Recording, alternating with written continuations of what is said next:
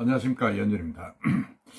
이 시간은 부산 기업에 좀 볼륨치하고 조금 파렴치한 그런 행위로 인해서 국제적으로 망신당한 이야기를 한번 드렸으면 합니다. 부영그룹이라 그러면 주택건설업으로 부산 지역에서 아주 크죠. 특히 창원, 진해 쪽에 아파트를 많이 지은 업체인데, 이 부영그룹이 옛 진해화학 공장 부지에서 발생한 유독성 폐기물인 폐석고를 몰래 반출한 혐의로 덴마크 선박회사로부터 고소를 당했습니다. 필리핀으로 보냈는데 그게 문제가 된 거죠. 국내 아파트 건설사가 이제 유독성 폐기물을 외국에 폐기한 혐의로 고소한 것은 참 이례적인 거죠. 어떻게 보면 국제망신입니다. 그 내용을 좀 한번 보겠습니다. 덴마크에 본사를 둔 국제무역운송 선배회사 인테그리티 벌크라는 회사가 이제 폐기물관리법 위반 혐의로 부영그룹 이중근 회장, 그리고 부영주택, 부영환경산업 이용학 대표를 창원지검에 고소했습니다. 인테그리티 벌크라는 회사는 고소장에서 부영은 우리 선박을 이용해서 대량의 폐석고를 필리핀으로 운송했다고 주장하면서 부영이 선적한 폐석고는 국제법상 국제간 이동이 금지된 유독성 폐기물로 드러났다, 이렇게 주장을 하고 있습니다. 지적을 했습니다. 이에 부영은 해당 화물이 유독성 폐기물이라는 사실을 숨긴 채 필리핀 현지로 운송토록 했는데, 그 결과 우리 회사는 대의적 신인도와 명예를 크게 실추시키고 고액의 금전적 손실을 야기시켰다, 이렇게 이야기를 했습니다. 그러면서 부영의 유독성 폐기물 반출로 필리핀 현지 주민들의 건강과 자연 환경에 심각한 피해를 초래해 국제 분쟁으로 비화할 가능성도 있다고 지적을 했습니다.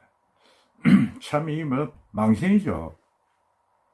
특히 부영은 국제사회에 대한민국은 유독성 폐기물을 외국으로 손쉽게 불법적으로 배출할 수 있는 나라라는 잘못된 인식마저 주고 있다면서 신속한 손해배상을 하고 향후 재발 방지책을 마련하지 않는다면 관계 내용을 세계 각국 주요 항만과 규제기관, 국제회사기구 등에 통보할 것이라고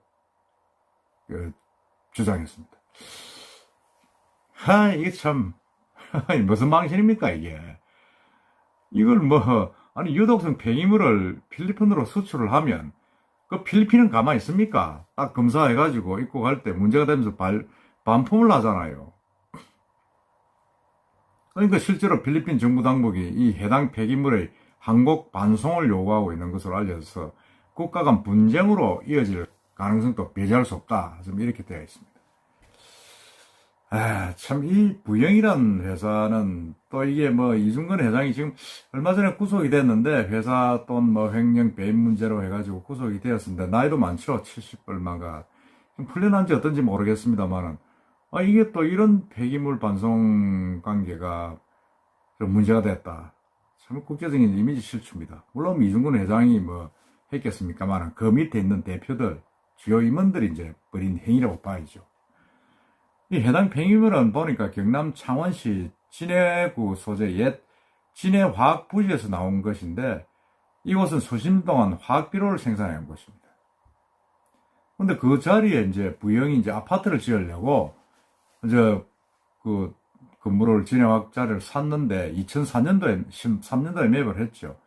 그건 창원시는 행정당국으로부터 수차례 오염 정화 행정명령을 받았는데 지금껏 시행을 못한 겁니다.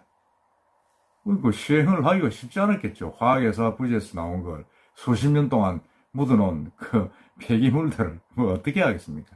이건 우리나라의 전체 제조업체들이 큰 문제입니다. 자기 땅 밑에, 공장 밑에 전부 다 폐기물을 그냥 무단으로 폐기를 해가지고 쓸수 못하게 하는 그런 행위가 한둘입니까? 그래서 이거를 사실은 부영 측에서는 폐기물 업체 처리를 관리하는 업체를 별도 회사가 있다고 주장하는데, 근데 그걸 어쨌든 간에 해외로 빼달린 사안이 이 회사 관계자들이 모른다 그러면 말이 안 되잖아요. 앞으로 법적 다툼이 계속 생겨나고 검찰에서도 제대로 수사를 하겠습니다만은 정말로 이게 큰 뭐 국제적인 망신 아닙니까? 오늘 제가 이제 뭐 유튜브를 여러분들에게 소식을 제가 전해드리는 게 그런 내용입니다. 이 완전히 유독성 폐기물이라는 사실 자체를 숨기고 필리핀 현지로 운송을 했다. 그건 말이 안 되는 겁니다. 그래서 제가 볼 때는 이번에 이 사안은 부영이 무조건 자문한 겁니다. 자문했기 때문에 제대로 이걸 다시 받아가지고 어떻게 처리할 수 있는 방안을 만들어야 됩니다. 뭐 저는 이게 어떻게 처리할지 모르겠지만 국제적인 분쟁으로까지 번질 수 있는 이런 사안이기 때문에 빨리 제대로 처리하지 않으면 큰 국가적인 망신을 당할 가능성이 있다. 저는 그렇게 생각합니다.